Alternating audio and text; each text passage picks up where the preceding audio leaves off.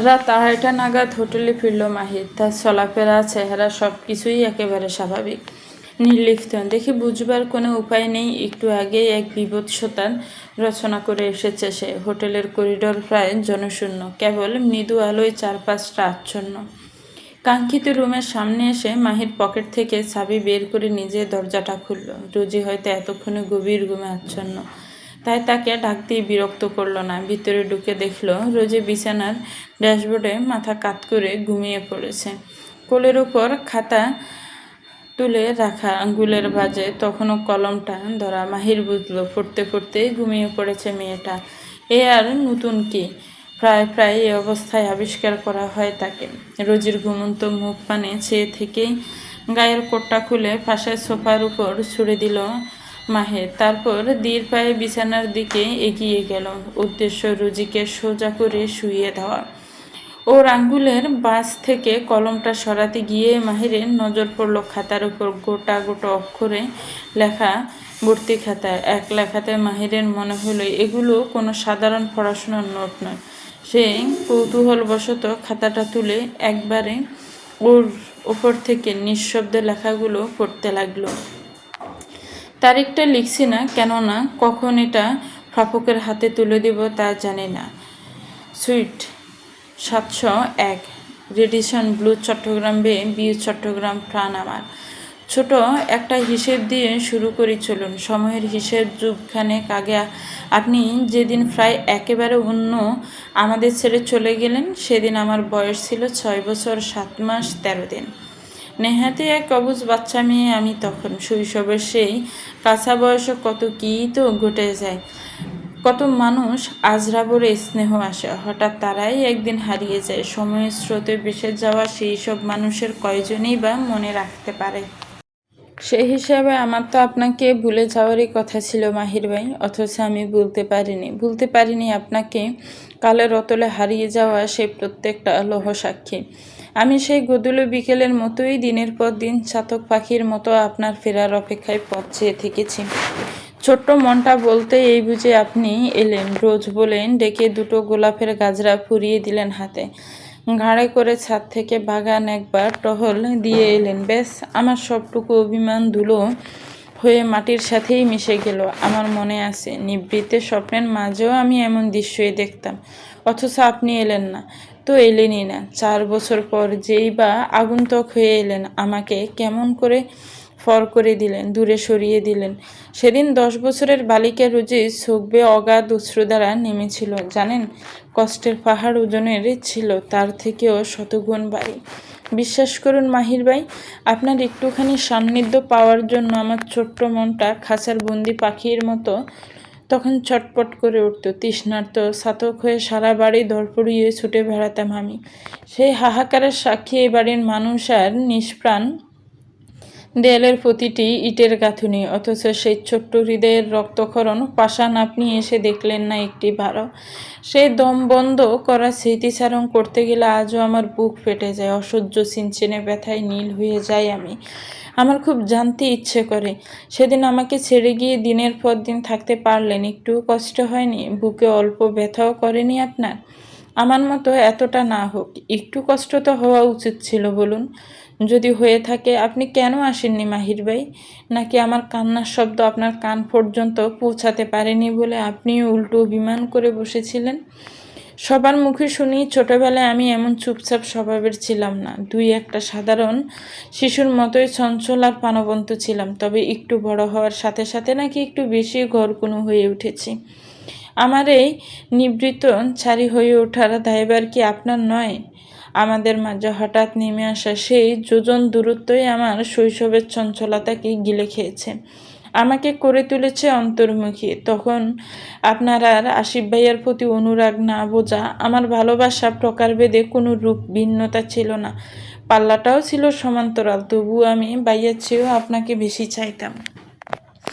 একটু বেশি পাগল ছিলাম আপনার জন্য, কেন তা জানি না। হয়তো আপনার থেকে এককালে একটু বেশি ভালোবাসা, গুরুত্ব আর অন্তরাল প্রশ্রয় পেয়েছি বলে।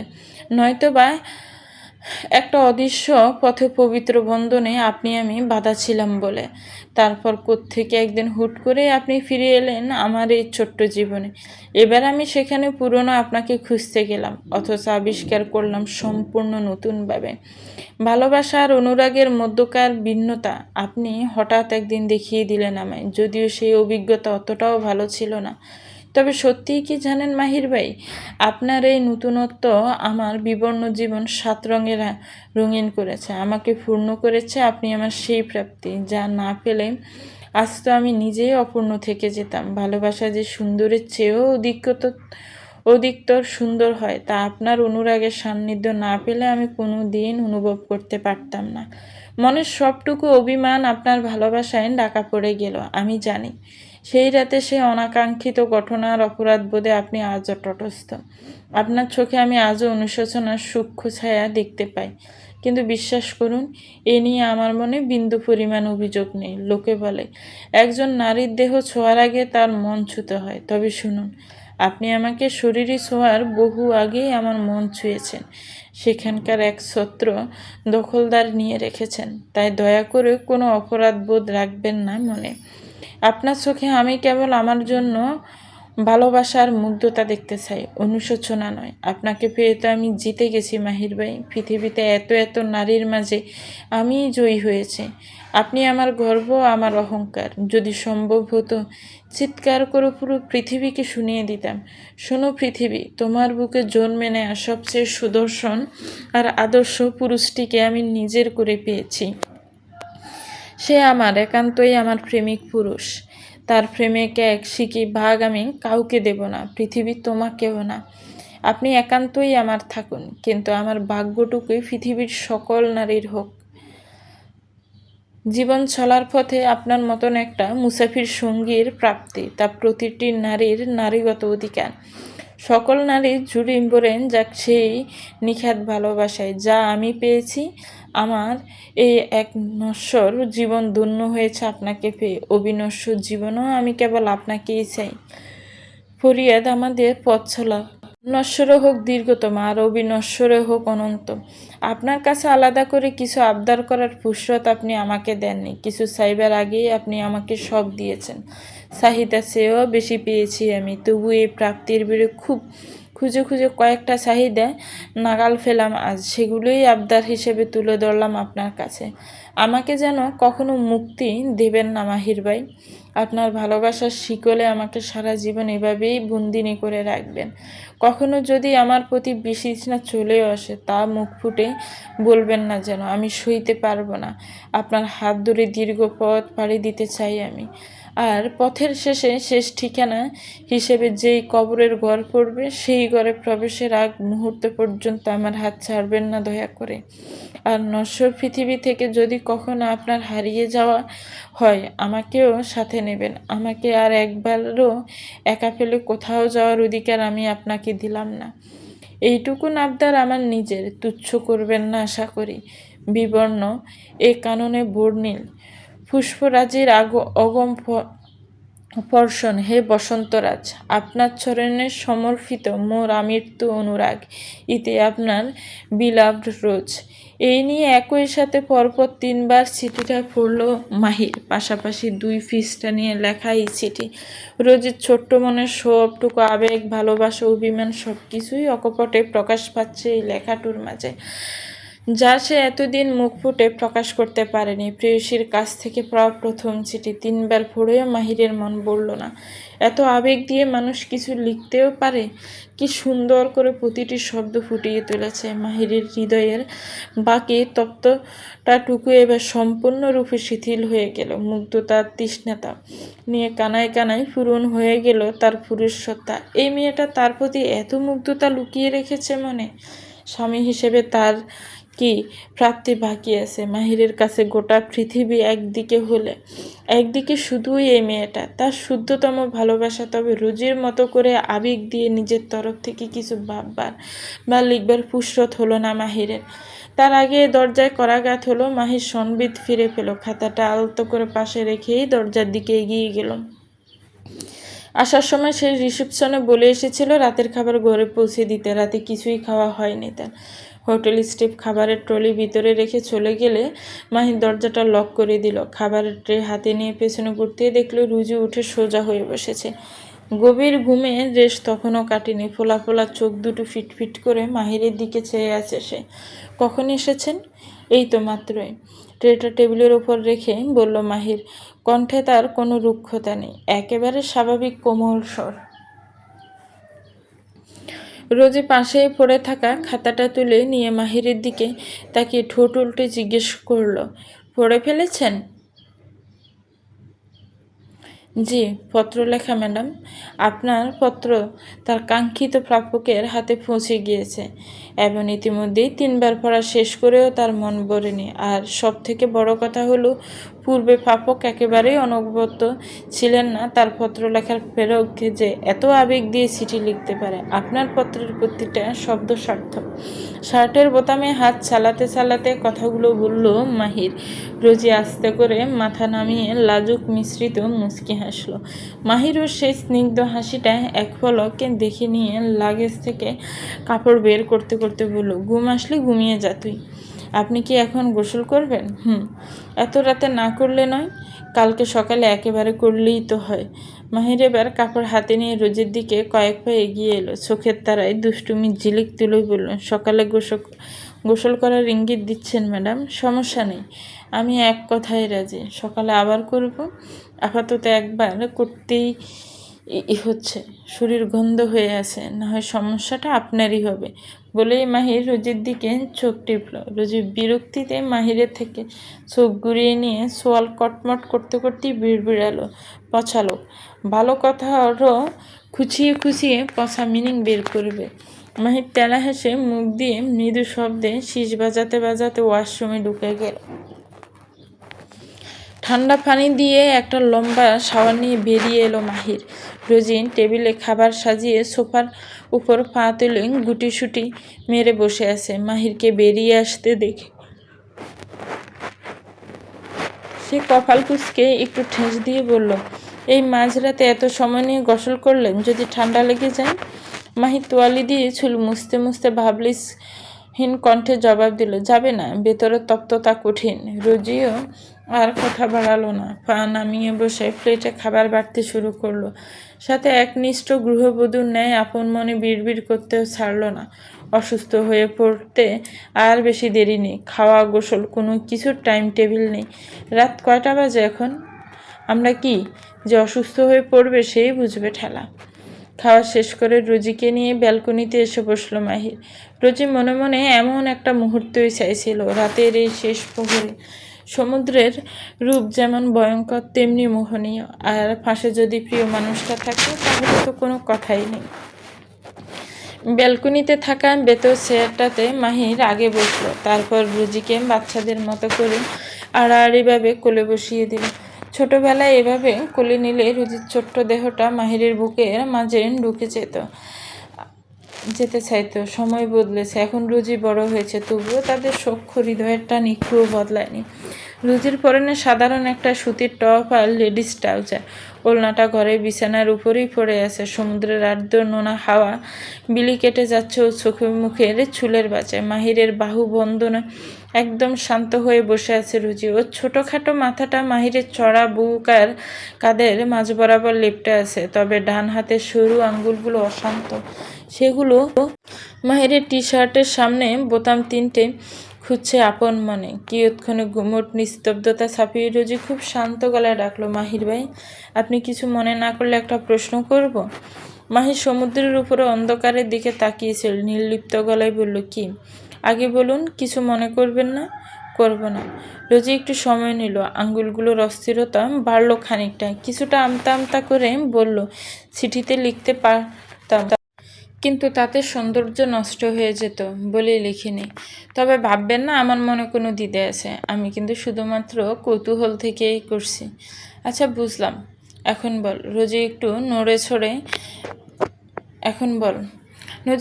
ছড়ে বসলো। মাহিরের বুকের উষ্ণতা নিতে নিতে ধীর স্বরে শুধালো, ইস্পাপুর মেহেদিরাতে একটা ছোট বাচ্চা আমাকে একটা চিরকুট দিয়েছিল। সেখানে আপনি আমাকে আপনার ঘরে যেতে বলেছিলেন, আর হাতের লেখাটা আপনার মতোই লেগেছিল আমার কাছে। আপনি কি সত্যি সেই সময় আমাকে ডেকেছিলেন মাহির ভাই? মাহির নিরুত্তর। নীরবতায় ব্যালকনির বাতাসটা খানিকটা আরও ভারী হয়ে এলো। মাহিরের মৌনতা দেখে রোজি ঘাবড়ে গেল। ভয় হলো মাহির কি তার কথায় কষ্ট পেল। রোজি তড়িঘড়ি করে বলে উঠল, কিছু মনে করবেন না প্লিজ। অনেক দিন থেকেই এই কৌতূহলটা মনে ছিল, শুধুমাত্র কৌতূহল থেকেই জিজ্ঞেস করেছি। মাহির মনে মনে হাসলো। সে জানে কৌতূহলের জন্ম হয় অবদমিত দ্বিধা থেকে, তবে মুখে তা প্রকাশ করলো না। দীর্ঘশ্বাস ছেড়ে স্রেফ বলল, ওটা আমারই লেখা, আমি নিজেই ডেকেছিলাম তোকে। মাহির তখনও সামনের দিকে তাকিয়ে। রোজির অভিব্যক্তি দেখার জন্য একবারও সে নিচের দিকে তাকালো না। সোয়ালের হার স্বাভাবিক। একটু পর পাল্টা প্রশ্ন করলো, জিজ্ঞেস করবি না? সব কিছু যখন আমার ইচ্ছের বিরুদ্ধেই হয়েছিল, তবে আমি নিজে কেন ডেকেছিলাম তোকে? রোজের বুকটা দক করে উঠল। সে চায় না পুরনো ক্ষত ফের চাড়া দিয়ে উঠুক তাদের মাঝে। আগ বাড়িয়ে প্রশ্নটা করে সে নিজেই নিজেকে শখানেক গালি দিল। তবে এ নিয়ে আর কোনো কথা বাড়াতে চাইল না সে। মাহিরের টি শার্টটা একটু জোরে মুঠো করে ধরে নরম গলায় বলল, না, জিজ্ঞেস করার কি আছে? ডাকতেই পারেন, স্বাভাবিক ব্যাপার। আচ্ছা, এসব বাদ দেন প্লিজ, কথা বলতে ইচ্ছে করছে না। Let me feel this weather and you. শেষের কথাটা মাহিরের বুকে নাক ঘষতে খানিকটা সম্মোহিত স্বরে বলল রোজি। তারপর ফের মাহিরের প্রশস্ত বুকের গহ্বরে লুকিয়ে ফেলল নিজেকে। তার সারা জীবনের যত হাহাকার তার আর বিষাক্ত স্মৃতি আছে, সব কিছু এই একটা বুকেই মিলিয়ে যায়। মাহিরও আর কথা বাড়ালো না। এক হাতে রোজিকে আরও নিবিড়ভাবে নিজের সাথে মিশিয়ে নিল। মনে মনে আওড়ালো, এই জীবন খসড়ায় প্রাপ্তির অগম কালে তুই ফাঁকা পাতায় অসীম প্রাপ্তির আঁচড় রেখে দিয়েছিস। তবে শূন্য এই পাতা পূর্ণের পথে প্রাপ্তির শেষ আঁচড় কাটা এখনও বাকি। খুব শীঘ্রই সেই প্রাপ্তিটুকুর আবদার নিয়ে আমি আসবো তোর দুয়ারে। চট্টগ্রামে বোর মানে এক অন্যরকম মায়াবী স্নিগ্ধতা। সমুদ্রের নোনা বাতাস আর পাহাড়ের শীতলতায় মিলে মিশে একাকার হয়ে থাকে শহরের প্রতিটি অলিগলিতে। পতেঙ্গার বালুচরে কেবল জোয়ারের পানি নামতে শুরু করেছে। রূপালী ইলিশের আশায় দিগন্তের দিকে ইতিমধ্যে দলে দলে যাত্রা শুরু করেছে জেলেদের ছোট ছোট নৌকাগুলো। আসিফের ঘুম ভাঙল ফোনের মিহি অ্যালার্মের শব্দে। গতকাল রাতে তুবা ঘুমিয়ে পড়ার পর সে আর নিচের ঘরে ফিরে যাওয়ার সাহস পায়নি। রাতে যদি ফের ঝড় বাড়ে এই ভেবে সোফায় উপরেই রাতটা কাটিয়ে দিয়েছে সে। তুবাকে নিয়ে সমুদ্রের পাড়ে সূর্যোদয় দেখার পরিকল্পনা আসিফ বাড়ি থেকেই করে এসেছে। আসিফ উঠে ধীর পায়ে বিছানার পাশে গিয়ে দাঁড়ালো। বিছানার উপর হাত পা ছড়িয়ে তুবা তখন গভীর ঘুমে আচ্ছন্ন। তার ফর্সা মুখে ভোরের আলো পড়ে এক অদ্ভুত স্নিগ্ধতা ছড়িয়েছে। আসিফ সম্পূর্ণ হাতের উল্টো ফির তুবার কপালে ছুঁয়ে দেখল, না, শরীর একদম শীতল। তপ্ত জ্বরের সেই দহন আর নেই। স্বস্তির একটা দীর্ঘশ্বাস ফেলল সে। দ্রুত ফ্রেশ হয়ে এসে তুবাকে ডাকতে শুরু করলো আসিফ। তুবা, তুবা, উঠ, সূর্যোদয় দেখতে যাব, উঠ। তুবা গুমু গুমু চোখে একবার তাকালো, তারপর পাশ ফিরে শুয়ে বালিশে মুখ গোজা আদৌ বিরক্তিময় গলায় বলল, ঘুমাতে দাও তো। আসিফ আরও কয়েকবার ডাকলো, কিন্তু তুবার উঠার নাম নেই। বরং বিরক্ত হয়ে নিজেই আসিফকে ঝাড়ছে সে। এদিকে সময় বয়ে যাচ্ছে। আকাশের পূব কোণে এখনই লালিমা ফুটে উঠবে। আসিফ এবার আর সময় নষ্ট না করে তুবার আধ ঘুমন্ত নমনীয় দেহটাকে পাজা কোলে করে তুলে সরাসরি ওয়াশরুমের দরজায় নিয়ে ওকে দাঁড় করিয়ে দিয়ে বলল, 5 মিনিট সময়, তাড়াতাড়ি ফ্রেশ হয়ে আয়। আচমকিক এই ঘটনায় তুবার ঘুম চটকে গেল। মেজাজ তার সপ্তমে ছুড়ল। ঘুম ভাঙানোর অপরাধে আসিফকে এক চোট তো রাখতে ভুলল না সে। আসিফ সেসবে পাত্তা না দিয়ে ঠেলে ভিতরে ঢুকিয়ে দিল তুবাকে। কিছুক্ষণ পর চোখে মুখে পানি দিয়ে গোমড়া মুখে বেরিয়ে এলো তুবা, কিন্তু অগোছালো চুলগুলো চিরুনি চালানোর সুযোগটুকুও পেল না। আসিফ এক প্রকার জোর করেই সে অবস্থাতেই তুবাকে নিয়ে হোটেল থেকে বের হয়ে সমুদ্র সৈকতের দিকে হাঁটা দিল। পূর্ব আকাশের রঙের মেলা বসেছে। দিগন্ত রেখা ছাপিয়ে ধীরে ধীরে মাথা তুলছে একটা রক্তিম গোলক। সে আগ্নেয়, আবার এটা ছটা সমুদ্রের প্রতিটি ঢেউয়ের মাথায় হীরের কণার মতো ঠিকরে পড়ছে। এদিকের নগ্ন পদোদয় থেকে থেকে শীতল স্রোত এসে বিছিয়ে দিচ্ছে। এমন অপার্থিব দৃশ্যের সাক্ষী হয়ে তুবা স্থানুর মতো দাঁড়িয়ে রইল। একটু আগেও চোখে মুখে বিরক্তির কালো মেঘ ছিল তার, কিন্তু এখন সেই মেঘ কেটে মুগ্ধতা আচ্ছন্ন করে নিয়েছে তাকে। এর আগে বহুবার সমুদ্র এলাকা ভ্রমণ করেছে সে, কিন্তু কুয়াশা ঢাকা ভোরে ঘুম থেকে উঠে সূর্যোদয়ের এই রূপ দেখার সৌভাগ্য তার কখনো হয়নি। ভীষণে ঘুম কাতরে কিনা এক ধ্যানে পূর্ব দিগন্তর ফানে তাকিয়ে আছে তুবা। মুগ্ধতার রেশ কাটছে না তার। এই মহাবিষ্ট লগ্নে পাশে দাঁড়িয়ে থাকা আসিফের বাহুতে মাথা এলিয়ে দিয়ে সম্মোহিত কণ্ঠে বলে উঠলিস, এই পৃথিবী এত সুন্দর কেন? আসিফ মুচকি হাসলো। তার জীবনের একটা সুন্দর স্বপ্ন এই মহেন্দ্রক্ষণে পূর্ণতা পেল। মাথা ঘুরিয়ে তুবার দিকে তাকালো সে। তুবার মুখমণ্ডল ভরে স্নিগ্ধতায় মাখামাখি হয়ে আছে। আসিফ হাত বাড়িয়ে ওর আলুথালু চুলের জুটিটা খুলে দিল। সাথে সাথে বাতাসের মাঝারি সিল্কি চুলগুলো ফুরফুরা করে উঠতে লাগলো। পরনে ঢিলে ঢালা লং কুর্তি আর লেডিস জিন্স, গলার এক অপার্থিব সৌন্দর্য গ্রহণ করছে মেয়েটা। আসিফ এবার পকেট থেকে কিছু একটা বের করে তুবার সামনে এক হাঁটু গেড়ে বসে পড়ল। তুবার ডান হাতটা নিজের হাঁটুর উপর তুলে নিয়ে গোড়ালিতে ফুটিয়ে দিতে লাগলো একটা ঝিনুকের পায়েল। তুবা হকচকিয়ে আসিফের কাজ জড়িয়ে মাথা হেলে সেদিকেই তাকিয়ে আছে। এমনিতেই সকাল সকালে প্রাকৃতিক দৃশ্য দেখে ওর মনটা উৎফুল্ল হয়েছিল। এবার তো একবারে খুশিতে টকবগিয়ে উঠল মেয়েটা। ওর মতো অষ্টাদশী তরুণীদের আর কি চায়? অডেল ঐশ্বর্য, প্রাসাদময় বাড়ি কিংবা দামি গয়না না, তারা চায় শুধু প্রিয় মানুষের একটুখানি মনোযোগ আর ছোট ছোট যত্নের ছোঁয়া। একজন অল্প বয়সী প্রেমিককে খুশি করতে প্রেমিকের পকেটে অডেল টাকার প্রয়োজন হয় না, কারণ এই বয়সে মেয়েরা থাকে সবচেয়ে বেশি আবেগপ্রবণ, আর বিশুদ্ধতার আবেগকে কখনো টাকার তুলিতে কেনা অসম্ভব। ফাইলটা ফরিয়ে দিয়ে আসিফ উঠে দাঁড়ালো। তুবা ভেজা বালির উপর দপ দপ পা ফেলে দিয়ে ফাইলটা ফরক করতে নিল। তারপর খুশিতে জড়িয়ে ধরল। খুশিতে গদগদ হয়ে বলল, তুমি এত সুইট কেন আসিফ?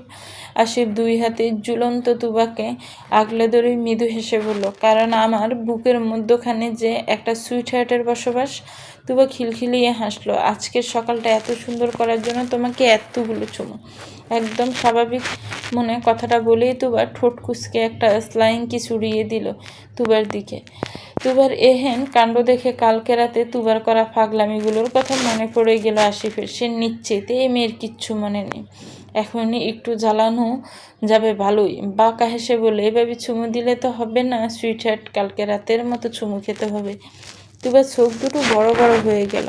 রাতের মতো মানে? রাতে কি হয়েছিল? কই, তার তো এমন কিছু মনে নেই। হ্যাঁ, এটা ঠিক, জ্বরের ঘরে সে নাকি একটু একটু পাগলামি করে, কিন্তু সেসব কিছুই আর তারপরে মনে থাকে না। এই সুযোগে আসিফ সদ্ব্যবহার করে নিত। আসিফ ভ্রুকুটি করে তাকিয়ে আছে তুবার দিকে। কি হলো, রাতের মতো আবার হবে নাকি? একবার দেখ, আশেপাশে কিন্তু কেউ নেই। Perfect time with perfect place. তুবার চরম বিস্মিত কণ্ঠে বলল, কি বলছো এসব? কি হয়েছিল কাল রাতে? কেন এর মধ্যে সব ভুলে গেলি? কি ভুলবো? কি হয়েছিল? এই, তুমি আমার অসুস্থতার সুযোগ নিয়ে আমার সাথে উল্টোপাল্টা কিছু করোনি তো? আসিফ যেন আকাশ থেকে পড়ার ভান করলো। আল্লাহ আল্লাহ, নিজের দোষ কিভাবে মানুষের গাড়ি চাপাচ্ছে? আমি সুযোগ নিয়েছিলাম নাকি তুই আমার সুযোগ নিয়ে কিসব অত্যাচার করেছিস আমার সাথে?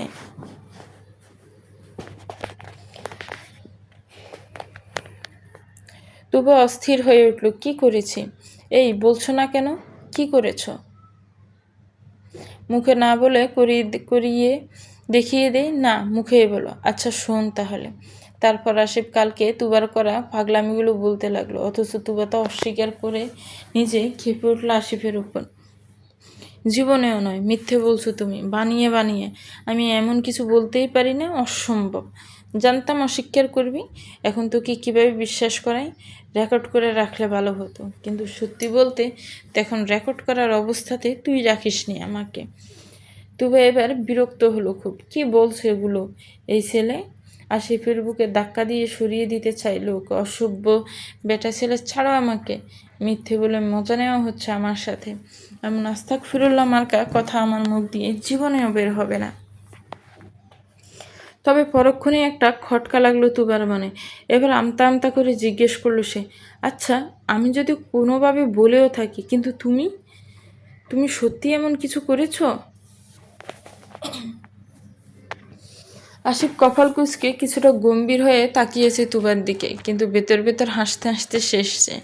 তুবার কথা শুনে এবার সগর্বে বুক ফুলিয়ে বলল, তো করবো না? মিষ্টির হাঁড়ি যদি নিচ থেকেই মিষ্টি খেতে আহ্বান জানায়, তবে মিষ্টি প্রেমিক কি হাত গুটিয়ে বসে থাকতে পারে? সম্ভব বল? না, আমার জীবনের প্রথম ছবিটা তুমি এভাবে নিয়ে নিতে পারো না।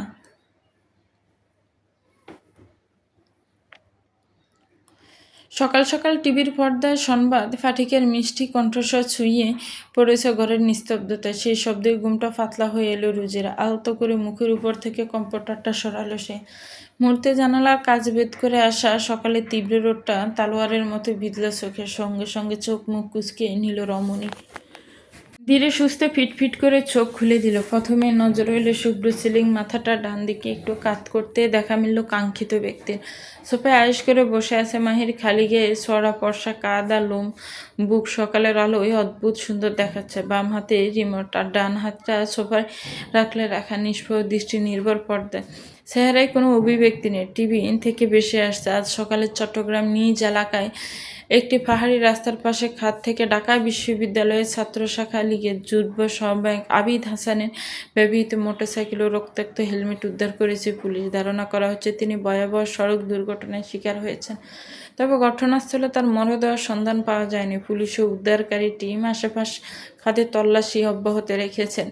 রোজি আড়মোড়া ভেঙে উঠে দাঁড়ালো। পরনে মাহিরের লুজ ট্রাউজার, তার ফিনফিনে কোমরে সেটা কিছুতেই থিতু হতে চাইল না। বারবার নিচে নেমে আসছে কয়েক দফা। রোজি কোনো মতে ডুলো পায়ে এগিয়ে গেল সোফার দিকে। সরাসরি মাহিরের কাছে গিয়ে ওর কোলে আড়াআড়িভাবে বসে পড়ল রোজি। গলাটা জড়িয়ে ধরে মুখ গুজে দিল বুকে। মাহির হাতলের উপর থেকে হাতটা সরিয়ে রোজির কাজ জড়িয়ে নিল। টিভিতে চলমান প্রতিবেদনটা শেষ হতেই রোজি এবার আধ বোঝা চোখে বিড়বিড় করে উঠল, এই জন্য বাইক আমার পছন্দ না। আপনাকে নিষেধ করি বাইক নিয়ে বের হতে। ভাইয়া তো জীবনেও শুনবে না আমার কথা। সবচেয়ে বেশি অ্যাক্সিডেন্ট হয় বাইকে। ছেলেরা যে বাইককে কী মনে করে আল্লাহই জানে। মাহির নিচ্ছুপ, ভাবলেছেন। রোজির কথাতে ওর ভেতর বাইরে কোথাও কোনো প্রতিক্রিয়া হলো না। টিভির পর্দায় সংবাদের দৃশ্যপট বদলে গেছে, কিন্তু তার দৃষ্টি এখন আগের মতোই নিবদ্ধ। রোজি ফের চোখ বন্ধ করে নিয়েছে। কিছু সময় পর মাহি চোখ নামিয়ে তাকালো রোজির দিকে। টি শার্টের গলাটা কাঁধে নেমে এসেছে মেয়েটার। ফর্সা গলার ওপর ওর বেবিকল হাড় দুটো চামড়া ঠেলে বেরিয়ে আসতে চাইছে যেন। মাহিরের ভাবলিস নির্লিপ্ততায় এবার বিরক্তির আবির্ভাব ঘটল। মানুষের বউয়েরা দিন দিন স্বাস্থ্যবতী হয়ে উঠছে, আর তার বউটা দিন দিন হয়ে যাচ্ছে স্বাস্থ্যমন্ত্রী। এই যে মীরা, ফিউ, ওরাই তো বিয়ের আগে কত সিপসিপি ছিল, অথচ বিয়ের পরপরই কি সুন্দর গুলুমুলু হয়ে উঠলো দুজনে। আর এখন তো মাতৃত্বের পূর্ণতা তাদের শরীরে, অথচ এই মেয়ের শরীরে এক টুকরো মাংস বৃদ্ধি পেল না। মাহিরের গভীর দৃষ্টিতে বরাবরের মতো এবারে কুকড়ে উঠল রোজি। তড়িঘড়ি করে কাঁধ থেকে ঝুলে পড়া টি শার্টের গলাটা টেনে তুলল। মাহিরের মনোযোগ হঠাৎই জিজ্ঞেস করলো, আজকে কাজ নেই কেন? আমার উপস্থিতি খুব সমস্যা তৈরি করছে? মাহিরের এমন তীক্ষ্ণ তো শোনা মাত্র রোজি চোখ মুখ কুঁচকে ফেলল। জট করে মাহিরের কোল থেকে নেমে ওয়াশরুমের দিকে হাঁটা দিল সে।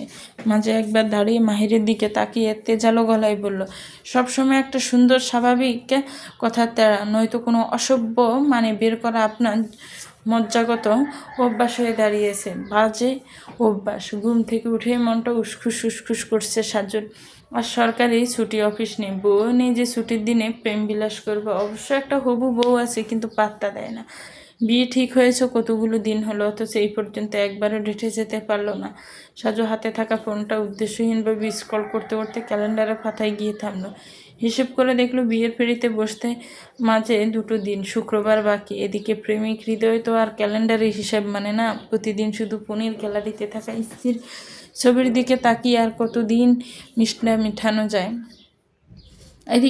ওদিকে আসবিয়া তখন সবার সাথে নাস্তার টেবিলে। প্লেটের পাশে রাখা ফোনের স্ক্রিনে সাজুর নামটা দেখে ব্রু কুঁচকে এলো তার। কলটা রিসিভ না করে বিরক্তির সাথে ফোনটা উল্টো রেখে আবারও খাওয়ায় মন দিল। গত কয়েকদিন ওকে কল করা সাজুর রুটিন হয়ে দাঁড়িয়েছে। কথা বলার মতন তেমন কোনো টপিক থাকে না।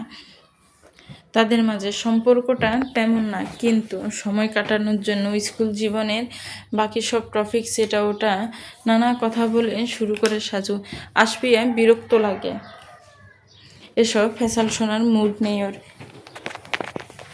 দ্বিতীয়বারের মতো ফোনটা আবার বেজে উঠলো। আজিজুল আকবর বললেন, আসু ফোনটা রিসিভ করো, বারবার বাজছে তো। আশফিয়া সাইড বাটন চেপে সাইলেন্ট করে দিয়ে বলল, ফ্রেন্ডের কল বাবা, লেটস ইম্পর্টেন্ট। কিন্তু আজ সাজুও ভালো মতো মাঠে নেমেছে। দ্বিতীয়বার কলটা কাটার কিছুক্ষণ পর ফোনটা আবারও ভেজে উঠলো। আজিজুল একবার এবার একটু গম্ভীর হলেন। রিসিভ করে, শোনো মা, বারবার ফোন দিচ্ছে যখন, দরকারি কিছু তো হতে পারে, প্রয়োজনে ঘরে গিয়ে কথা বলো। বাবার কথায় আর না করতে পারলো না আশফিয়া।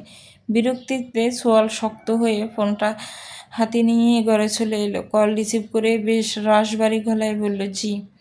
ওপাশ থেকে সাজুর অতি উৎসাহী কণ্ঠ ভেসে এলো, হাই, ঘুমাচ্ছিলে নাকি? ডিস্টার্ব করলাম? আশফিয়ার ইচ্ছে হলো ওখানেই ছেলেটার মাথা ফাটিয়ে দিতে। এত সকালে ফোনের ওপর ফোন করে আবার জিজ্ঞেস করছে ডিস্টার্ব করলো কি না, নাস্তা করছিলাম। ও সরি, তাহলে তো মনে হয় বিরক্তই করলাম। কৃত্রিম অপরাধবোধ ছুঁয়ে পড়ছে সাজুর কণ্ঠে। আশফিয়া সোজাসুজি উত্তর দিলে, এই একটু অ্যাকচুয়ালি ফারিস্তা তোমার সাথে দেখা করার জন্য একদম কান্নাকাটি করে একাকার যে থামছেই না। আশফিয়া একটু দোটানায় পড়ে গেল। সৌজন্যতার খাতিরে বলে, আচ্ছা তাহলে ওকে নিয়ে আসুন আমাদের বাসায়। সাজু তো মনে মনে এটাই চাইছিল, কিন্তু একটু বিনয় দেখাতে বলল, না থাক, আঙ্কেল আন্টি আবার যদি কিছু মনে করেন। তাহলে বুঝিয়ে বলুন ফারিস্তাকে। ভীষণ লক্ষ্মী একটা মেয়ে, সে নিশ্চয়ই বুঝবে। ফাটা বেলুনের মতো চুপসে গেল সাজু। সে ভেবেছিল আফসিয়ে হয়তো যাওয়ার জন্য জোর দিয়ে বলবে, কিন্তু কি হলো এটা? বেশি পাকনামির জন্য রাগে নিজের মাথায় নিজেরই ফাটাতে ইচ্ছে করছে তার। শেষ উপরন্তর হিসেব ভাবির ঘরের দিকে হাঁটা দিল এক তাগড়া যুবক। ভাবি আসবো? সাজু এসো। কাবার্ড থেকে ময়লা কাপড় চোপড় বের করছেন তিস্তা। ভাবির অনুমতি পেয়ে সাজুর ভিতরে প্রবেশ করলো। বিছানার দিকে তাকিয়ে বলল, বুনবুনি এখনো ঘুমাচ্ছে? সে 10টার আগে কবে উঠেছিল? সাজু বিছানায় উঠেন ডাকতে লাগলো ফারিস্তাকে। ফারিস্তা, চাচ্চু উঠো, চাচিমার সাথে দেখা করবে না? মাম্মা একটু নড়েচড়ে পুতুলটা ভালো করে জড়িয়ে নিয়ে আবারও ঘুমিয়ে গেল ফারিস্তা। তোমরা ডেটে যাচ্ছ সাজু? তিস্তা প্রশ্ন করলো, না ভাবি, তবে প্ল্যান করছি, বাকিটা আল্লাহ ভরসা। তাহলে ফারিস্তাকে নিয়ে যাওয়ার দরকার নেই, তোমরা নিজেদের মতো একটু টাইম স্পেন্ড করো। বিয়ের পর তো ডেট আসবে না, ফারিস্তার সঙ্গ না নিলে বেরিয়ে আগেও আসবে না। ভাবি, চাঁদ কপাল না আমার, আসতে বলল সাজু, কিন্তু মুখে বলল, বুনবুনিকে ছাড়া জমবে না ভাবি। চাচ্ছু রেডি? একবার রিহার্সাল করে নিলে ভালো হতো। ফারিস্তা পূর্ণ উদ্যমে তার উপর অর্পিত দায়িত্ব পালন করতে প্রস্তুত। সাজুর দিকে তাকিয়ে আত্মবিশ্বাসের সাথে হাত নেড়ে বলল, কোনো রিহার্সালের দরকার নেই চাচ্ছু, ডিরেক্ট অ্যাকশন। তুমি শুধু চাচিমাকে ফোনটা দাও। সাজু ভরসা পেল, সে চেনে এই বুনবুনিকে, দেখতে হবে না কার বাতিজি। আচ্ছা, ভালো করে, হ্যাঁ, বলে সাজু আশফিয়ার নাম্বারে ডায়াল করে ফোনটা ফারিস্তার কানে দিল। কিছুক্ষণ বাদে উপাস থেকে রিসিভ হওয়া টুর শব্দ হতেই ফারিস্তা মেকি কান্না জুড়ে দিল। এই কাজে সে বেশ পারদর্শী, কত অভিজ্ঞতা আছে তার এই ছোট্ট জীবনে। ফারিস্তা কাঁদতে কাঁদতে আহ্লাদি হয়ে বলল, চাচিমা, চাচ্চু পচা পচা। আশফিয়া ফোনের ওপাশে একটু থতমত খেয়ে গেল। নরম গলায় জিজ্ঞেস করলো, কেন মামুনি, চাচু কি করেছে? নাক টেনে বলল, আমি তোমার কাছে যাব, কিন্তু চাচু আমাকে নিয়ে যাচ্ছে না, আমার খুব কান্না পাচ্ছে। আশফিয়া বিচলিত হলো। এইটুকুন একটা বাচ্চা তার কাছে আসবার জন্য কিভাবে কান্না করছে? আচ্ছা মামুনি, চাচুকে দাও ফোনটা। সাজু ফোনটা হাতে নিয়ে নিষ্প্রভ গলায় বলল, হ্যাঁ বলো। আশফিয়ার কিঞ্চিত শাসনমাখা কণ্ঠে বলল, ফারিস্তা আসতে চাইছে, আপনি নিয়ে আসছেন না কেন? সাজু এবার বিনয়ের সর্বোচ্চ শিখরে চড়ে বসলো। গলায় রাজ্যের দ্বিধা নিয়ে বলল, আসলে বিয়ের আগে এভাবে হুট করে হবু শ্বশুরবাড়ি যাওয়াটা কেমন দেখায় না? লোকে কি বলবে, তাই বলে বাচ্চাটাকে এভাবে কাঁদাবেন? সমস্যা নেই, আপনি ওকে নিয়ে আসুন, কেউ কিছু মনে করবে না। আশফিয়ার কল কেটেই খুশিতে আটখানা হয়ে পড়ল ফারিস্তা। সেই সাথে পাল্লা দিয়ে সাজু। উত্তেজনায় সে ফারিস্তাকে চট করে কাঁধে তুলে নিয়ে নাচা শুরু করে দিল, এক ছোট উড়াদুরা নাচ। চাচ্চুর পাগলামি দেখে ফারিস্তার উপচে পড়া হাসি দেখে কে সাজু রেডি হচ্ছে আর তাকে ইনস্ট্রাকশন দিচ্ছে ফ্যাশন ডিজাইনার ফারিস্তা। এই শার্ট না ওই শার্ট পরো, এইভাবে না ওইভাবে চুল সেট করো। চাচিমার সাথে প্রথমবার বাইরে যাচ্ছে বলে কথা। আশফিয়াদের বাসার গেটের সামনে দাঁড়িয়ে একবার ফারিস্তার মুখের দিকে তাকালো সাজু। চাচ্চু। ফারিস্তা বিজ্ঞান মতো মাথা ও হাতে নেড়ে আশ্বস্ত করল, মনে আছে তো? আছে আছে। কলিং বেল ছাপার কয়েক সেকেন্ডের মাথায় আশফিয়া নিজে দরজা খুলে দিলাম। সাথে সাথে সাজুর ব্রেন একটা ঝটকা খেলো। হালকা গোলাপি রঙের পায়জামা সেটে এক মেয়েকে কেউ পূর্ণবয়স্ক যুবতী বলে আখ্যায়িত করে ভুল করতে চাইবে না, বরং এক দেখাতে নিঃসন্দেহে তাকে 20-21 কোঠার তরুণীই বলবে। কি স্নিগ্ধ লাগছে। ফারিস্তা ইতিমধ্যে আশফিয়ার কোমর জড়িয়ে নিয়েছে। আশফিয়া ওর গাল টেনে আদর করে সাজুর দিকে তাকালো, কোনো ভূমিকা না করেই বলল, ফারিস্তা থাক আমার কাছে। সাজু অপ্রস্তুত হেসে বলল, হ্যাঁ অবশ্যই। তারপর হাতের মিষ্টির প্যাকেটটা এগিয়ে দিল আশফিয়ার দিকে। তার মধ্যে পিছন থেকে রাবেয়া বেগম বলতে বলতে এগিয়ে আসতে লাগলেন, কি কে এসেছে, আসুন। দরজার কাছে এসে সাজুকে দাঁড়িয়ে থাকতে দেখে ভদ্রমহিলা ক্ষণিকের জন্য থমকে গেলেন। পরক্ষণেই বিস্মিত মুখ জুড়ে ছুঁয়ে গেল একরাশ খুশি। সাজু সালাম দিল, আসসালামু আলাইকুম আন্টি। হাসি মুখে এগিয়ে আসতে আসতে সালামের উত্তর করলেন রাবেয়া বেগম। ওয়ালাইকুম আসসালাম। বাবা কেমন আছো? বাইরে দাঁড়িয়ে আছো কেন?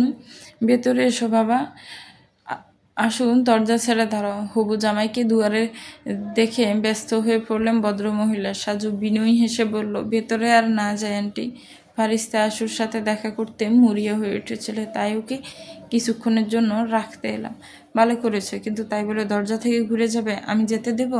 এসো বলছি, ভেতরে এসো। বেশ ওদিকে নিয়ে শাসন করে বললেন তিনি। ভদ্রমহিলার জোড়াজুড়িতে সাজু মেঘনা চাইতে জল পেয়ে গেল যেন। তবুও ভেতরে কেমন নার্ভাসনেস কাজ করছে। এক বুক দুরু দুরু কাপড় নিয়ে পা বাড়িয়ে ভেতরে প্রবেশ করলো সে। ওদিকে রাবেয়া বেগম রীতিমতো হুলস্থুল কাণ্ড বাঁধিয়ে দিয়েছেন। একমাত্র মেয়ের হবু জামাই প্রথমবার আলাদাভাবে বাড়িতে এসেছে, আপ্যায়নের বিন্দুমাত্র ত্রুটি রাখা যাবে না, এই চিন্তায় তিনি রান্নাঘরে ব্যস্ত হয়ে পড়েছেন। কি রেখে কি খাওয়াবেন তা নিয়ে ভদ্রমহিলার ব্যস্ততার অন্ত নেই। সময় কম বলে আশফিয়াকেও হালকা পাতলা কাজে লাগিয়ে দিয়েছেন তিনি। ফারিস্তা আশফিয়ার পাশে বসে আছে, মুখে এটা ওটা কথার ফোয়ারা ফুটেই চলেছে। তার ছোট মন রক্ষার্থে মাঝে মাঝে আশফিয়াও যোগ দিচ্ছে। লিভিং রুমের সোফায় বসা সাজু এবার আজুজুল একবারও ঘর থেকে বেরিয়ে এলেন। ভদ্রলোককে দেখা মাত্রই সাজু তড়িঘড়ি করে উঠে দাঁড়িয়ে বিনীত ভঙ্গিতে সালাম দিলেন, আসসালামু আলাইকুম আঙ্কেল। আকবর সাহেব মৃদু হাসলেন। বরাবরের মতো ভদ্রলোকের ব্যক্তিত্বে এক ধরনের শান্ত গাম্ভীর্য মিশে আছে। তিনি হাত নেড়ে আশ্বস্ত করে বললেন, ওয়ালাইকুম আসসালাম। বসো বাবা, দাঁড়াতে হবে না। বেশ মার্জিতভাবে বসলো সাজে। আকবর সাহেবের মুখোমুখি সোফাতে আয়েশ করে বসলেন। তারপর সাজুর সাথে টুকটাক আলাপচারিতায় মত্ত হলেন। এর মধ্যেই সেন্টার টেবিলে ভরে উঠল নানান রকম খাবারে। মায়ের কড়া হুকুমে আসবে নিজেই সব সার্ভ করছেন। আকবর সাহেব মানুষ হিসাবে স্বল্পভাষী, প্রতিটি কথা মেপে বলেন। এর আগে সেদিনই প্রথমবার দেখা আর কথা হয়েছে সাধুর সাথে, যদিও এত মানুষের ভিড়ে তেমন কথা হয়ে ওঠেনি। তবুও প্রথম সাক্ষাৎ হিসাবে অভিজ্ঞতা খুব খারাপ ছিল না। আজ একান্তে এক দীর্ঘ আলাপে সাজুর মার্জিত ব্যবহার আর গোছানো কথাবার্তায় তিনি বেশ মুগ্ধ হলেন। জামাতা হিসেবে তিনি এমনই একটা তীক্ষ্ণ ব্যক্তিত্ব সম্পন্ন তবে ভদ্র সভ্য ছেলে চেয়ে এসেছেন। সাজুর পরীর কথাবার্তা ভদ্রলোকের মুদ্রতায় ভারত এতটাই উপচে পড়ে যে তিনি নিজেকে সংবরণ করতে পারলেন না। উঠে গিয়ে সাজুর কাছে হাত রেখে বেশ তৃপ্তির সাথে বললেন, তোমার সাথে কথা বলে ভালো লাগলো বাবা। বেশ মার্জিত একটা ছেলে তুমি, জীবনে অনেক বড় হও। আমাকে একটু পৌরসভায় যেতে হবে এখন, তুমি বসো, দুপুরে খাওয়া দাওয়া করে যাও। এদিকে ডাইনিং জন্য প্লেট গোছাতে গোছাতে আসবি এদিকে কান খাড়া করেছিল। বাবার মুখে সাজুর এই ভূমিষ্ঠ প্রশংসা শুনে বিরক্ত হলো সে। সাজুর এমন সভ্যরূপ তার কাছে স্রেফ সস্তা আদিক্ষেতা ছাড়া আর কিছুই মনে হলো না। বাবার সামনে যতই ভদ্র সাজার চেষ্টা করুক না কেন, আসবিয়া তো এই ছেলের আসল রূপ মাহিরের বন্ধুরা যে এক একটা কোন লেভেলের সভ্য তার থেকে ভালো জানে। ফারিস্তা খাওয়া থামিয়ে হকচকিয়ে তাকালো চাচ্চুর দিকে। চাচ্চুর চোখের ইশারা বুঝতে এবার টনক নড়ল মেয়েটার। পূর্ব পরিকল্পিত স্ক্রিপ্ট মাফিক আকবর সাহেবের উদ্দেশ্যে বলে উঠল, আঙ্কেল আমি ছাচিমাকে নিয়ে বাইরে যাব ঘুরতে। সাজু বলল, ফারিস্তা উনি আঙ্কেল না মামুনি, নানা ভাই হন। ফারিস্তা এবার শোধন করে বলল, ও সরি নানা ভাই, আমি চাচির সাথে বাইরে ঘুরতে যাব। আকবর সাহেব স্নেহে ফারিস্তাকে কাছে ডাকলেন। ফারিস্তা এক দৌড়ে গিয়ে তার কুল ঘেঁষে দাঁড়ালো। তিনি ওকে উড়ুর উপর বসিয়ে নিয়ে বললেন, চাচিমার সাথে ঘুরতে যাবে? জি। আচ্ছা নানু, চেও। অনুমতি পাওয়ার সাথে সাথে ফারিস্তা উঠে গিয়ে আসফিয়ার হাত টানতে টানতে বলল, চাচিমা এসো, রেডি হয়ে নাও, আমরা ঘুরতে যাব। এমন কিছুর জন্য আসফিয়া মোটেও প্রস্তুত ছিল না। মূলত সে যেতে একেবারেই ইচ্ছুক নয়। আসফি ইতস্ত চোখে বাবার দিকে তাকালো। আকবর সাহেব বললেন, যাও মা, ঘুরে এসো, বাচ্চাটারও মন ভালো হবে, তোমারও ভালো লাগবে। আসফি অসহায়ের মতো দাঁড়িয়ে বাবার মুখের উপর যাব না বলতেও পারছে না, আবার মনও ভেতর থেকে সায় দিচ্ছে না। রাবেয়া বেগম তাড়া দিয়ে বললেন, কি হলো আশু, তৈরি হয়ে হও, যাও। অগত্যা আসফিয়া বিরক্ত মুখে দুবদাব ফাঁ ফেলে রুমে চলে গেল। দরজাটা ভেতর থেকে আটকে দিয়ে পিঠ ঠেকিয়ে মেঝের উপর বসে পড়ল সে। দুই হাতে মুখ ডেকে তার অবরুদ্ধ কান্না এবার বাদ ভাঙল। নিঃশব্দে ফুঁপিয়ে উঠল মেয়েটা। ইচ্ছে না থাকলেও এখন থেকে বুঝি এভাবে অন্যের ইচ্ছায় চলতে হবে তাকে। বুক ছিঁড়ে এক দীর্ঘশ্বাস বেরিয়ে এলো আসফিয়ার। ব্যথিত মনটা খোদার আরশে অভিযোগ দায়ের করে বলে উঠল, হে খোদা, হৃদয় আর কপাল দুটোই তো তোমার সৃষ্টি, তবে তুমি যাকে হৃদয়ে রাখলে, কপালে কেন রাখলে না? কিছুক্ষণ পর সাদামাটা একটা কামিজ সেট পরে ঘর থেকে বেরিয়ে এলো আসফিয়া। চোখ মুখ লাল হয়ে হালকা ফুলে আছে, দেখেই বোঝা যাচ্ছে কান্না করেছে। সাজু ছাপা একটা দীর্ঘশ্বাস ফেলে রাবেয়া বেগমের থেকে বিদায় নিল। ফ্রন্ট সিটে ফারিস্তাকে কোলে নিয়ে বসেছে আসফিয়া, আর সাজু ড্রাইভিংয়ে। ফারিস্তা এটা ওটা বকবক করে যাচ্ছে, তবে সাজু আর আসফিয়া দুজনেই চুপ। কেবল ফারিস্তা আসনবদ্ধ উত্তর করছে তারা। গাড়ি এসে থামলো একটা ফার্নিচার শোরুমের সামনে। সাজু গাড়ি থেকে নেমে আসফিয়ার পাশে দরজা খুলে দিল। এসো। আসফিয়া কোনো প্রশ্ন না করেই নেমে গেল। কিন্তু এবার সাজুকে দোকানের ভেতরে নিয়ে যেতে দেখে কৌতূহল দামাতে না পেরে জিজ্ঞেস করলো, এখানে কেন? ভাবছি আমাদের রুমের ডেকোরেশন চেঞ্জ করব, তাই কিছু ফার্নিচার লাগবে। এখন সেগুলোই চুজ করবে তুমি? আমি? তো কে? তোমারই তো ঘর, ভবিষ্যতে সেখানেই থাকতে হবে তোমাকে। চলবে তো। ভিউয়ার্স, গল্পটার এই পর্ব কেমন লেগেছে একটি কমেন্টস করে জানাবেন। ভালো লাগলে একটি লাইক করবেন, গল্পটাকে শেয়ার করবেন, আর আমার চ্যানেলকে সাবস্ক্রাইব করবেন। যারা অলরেডি সাবস্ক্রাইব করে রেখেছেন তাদেরকে অনেক অনেক ধন্যবাদ। ভালো থাকবেন, সুস্থ থাকবেন, আমার চ্যানেলের সাথেই থাকবেন। আল্লাহ হাফেজ, আসসালামু আলাইকুম।